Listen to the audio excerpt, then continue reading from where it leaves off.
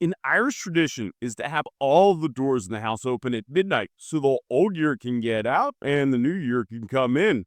If you're at all connected professionally to the real estate market, then you were all too excited to see this old year rush out the door. Well, the 2024 chapter has come to an end. I almost feel like the best way to describe 2024 is the year of disappointment. If you were hoping for a real estate crash, then you were disappointed. If you were hoping for interest rates to go down, well, then you were disappointed. If you were hoping for a year of crazy appreciation, then you were disappointed. If you were planning for a year where sales levels rebounded, then you were disappointed. Like I said, year of disappointment. It was a blah year, and a blah year last year, and a couple more blah years in the future might be exactly what we need in order to fix the affordability and overall illness of our real estate market. The good news is that I think 2024 really put an end to the folks predicting a crash. If it didn't, then you're really just wasting oxygen in the room. And then there were all the interest rate drop predictions. Like clockwork, these folks have pushed their predictions into 2025 without even acknowledging how wrong they were in 2024. So what happened in the 2024 Massachusetts real estate market? And what does it all mean for 2025 in the single family, condo, and multifamily markets? Real quick, it's Jeff Chubb, and I'm a recovering investment banker turned real estate agent and real estate investor that has sold more than 1,000 houses. If you're looking for a consultant in the real estate market, then no, I'm here to help.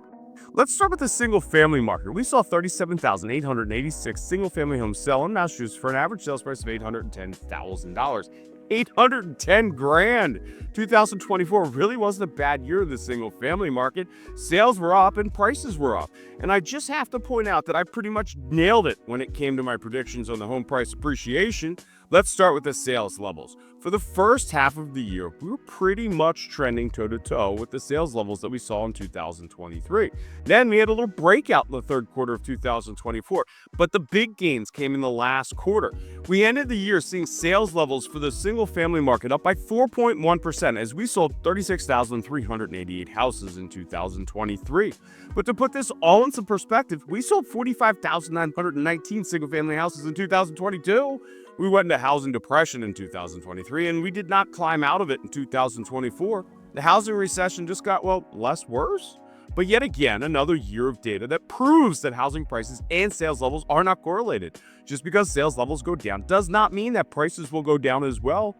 It's sales levels and inventory that determine what happens with pricing. But we will get into that interesting developments in the inventory side in just a couple of moments. I mean, that's a pretty graph if you're a Massachusetts property owner. The best year-over-year appreciation gain was in April with 10.6%. But what's interesting is that we had 3 months where more than 10% pricing gains, and we only saw 1 month where prices dipped below the 5% mark. The long-term picture is kind of staggering, and I really think it gives some insight as to what is to come to us in 2025.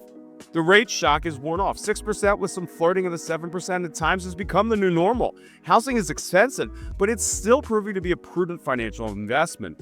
That is now 55 months of consecutive year-over-year price gains. The last month that we saw year-over-year housing price declines was in May of 2020, when we saw a 0.06% decrease in housing prices.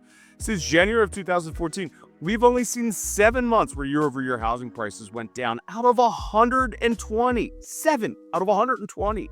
So the average appreciation rate since 2007 is 3.75%. That is a 6.6% appreciation rate when you just look at the past 10 years. So 2024 was a little over the 10-year average. But man, there were some really big heavyweight years in that 10-year average. If I was a real estate market planner, this would frankly be a little higher than what I'd really want. 15% yearly gains are not sustainable. We need more years of sustainable growth to allow the broader economy and wages to catch up. Sustainable growth I would consider between 3 to 5%, but personally, I don't necessarily see that happening. Let's continue to dig into this data and look at the yearly sales comparison. Close to 38,000 units for 2024. It's an improvement from last year, so let's not get greedy, but we're still way off.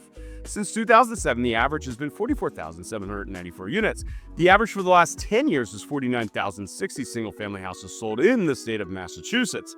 So 2024 sales levels beat out last year, but also beat out 2011, 2010, 2009, and 2008. Like I said, it's an improvement year. We are sludging along, and I expect this year to continue to improve upon this year, but I am not expecting a blowout year. This year, we finally got the year-over-year sales gains that I've been talking about. And when you look at the graph this way, you can really see how this year was an improvement. We went for a very long stretch where sales were steadily going down month after month, year after year. For much of the year, inventory was building. And then we had a pretty dramatic fall drawdown, which brought us to inventory levels that were the second highest in the last 5 years.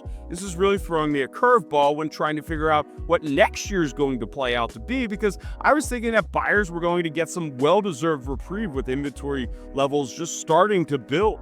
We will know pretty quickly as the year starts kicking off what the inventory levels will actually really look like and what the market dynamics are going to be. But even if inventory levels increase, I don't see a scenario where they skyrocket. The market may become a little more balanced, which would be a huge plus for Massachusetts home buyers, but we started the year with the second lowest inventory levels in history. For much of the year, we shot above the 2022 levels, being the fourth lowest in history, but that inventory drawback made us at the end of the year with the third lowest inventory levels in history. No matter how you look at it, it's a market improvement for home buyers. Be prepared for the natural cycle where inventory remains low until around the end of February. At that point, that's when we're going to start seeing our yearly spring inventory build. As you can very well see, the inventory flows are a predictable trend. The pricing trend continues to hold true as well. The pricing peak for home prices in June. We will see an uphill trend for the average home price increasing in the beginning of the year and then see the trend decrease until it averages out around the last quarter of 2025. So place your bets for the pricing peak of the year being in June of 2025. Now, we have the condo market and the multifamily market up next. But first, any chance you can just do me a huge favor as it helps just play with that YouTube algorithm? You hit that like button right down there. It just makes a huge difference to me as well as the channel. We saw 16,484 condos sell in Massachusetts for 2024 with an average sales price of $700,000. The condo market was by far the weakest market segment in Massachusetts for 2024. It became a little touch and go whether prices were going to be in the up category in the end of the year. Let's start with the sales data. Our sales levels ended up being off, but there was an end of the year push, which actually helped the stats look a lot better than they were for a really good part of the year. We ended 2024 with sales levels being down 1.2% as we sold 16,484 condos compared to the 16,687 condos in 2023. And put this in perspective, our year-over-year sales levels were down 5.3% in June. Yes, sales levels were down slightly this year, but we still beat out 2008, 2009, 2010, and 2011. It wasn't a hallmark year, but it was another respectable year. As we know, pricing and inventory levels are what are correlated, so it makes sense that appreciation softened as we saw inventory in the condo market grow. We are now at a 4-year high for condo inventory in Massachusetts, still significantly below the 2020 levels, but the inventory growth is welcome news to condo buyers. Figure it this way. We had a 17% increase in inventory levels from 2023 to 2024. If we were to see the same inventory gains next year, then that would mean that we'd be pushing 2,200 units at the end of the year. Like a single family market, we started the year with the second lowest inventory levels in history, and we ended the year with the fourth lowest inventory levels in history. This is great news for buyers looking for condos in Massachusetts. The condo market, it's all over the place. It doesn't have as good of a trend line as the single family market, but it still follows a pattern.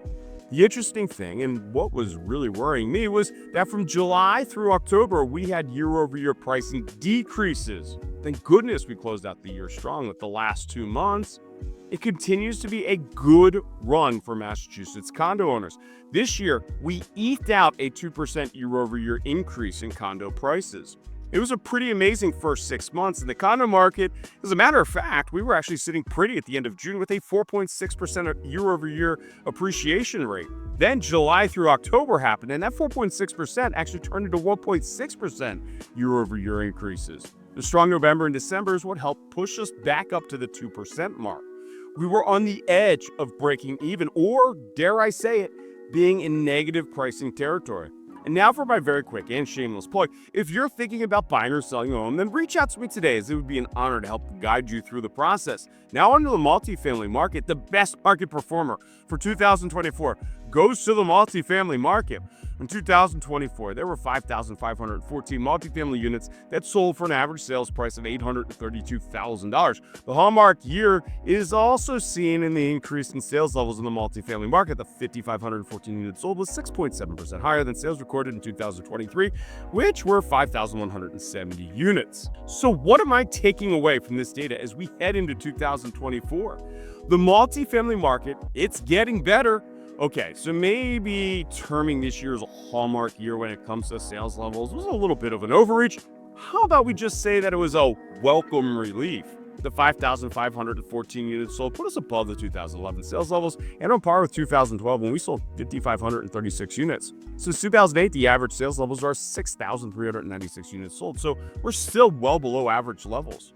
Now let's take a look at the inventory levels. Sales have improved, but so have the inventory levels. At least from a buyer's standpoint, inventory is up by 75 units at the end of the year, which is good for a 14.6% increase in year-over-year inventory levels. It's still low, second lowest in history low, but it's a great improvement from the marketplace.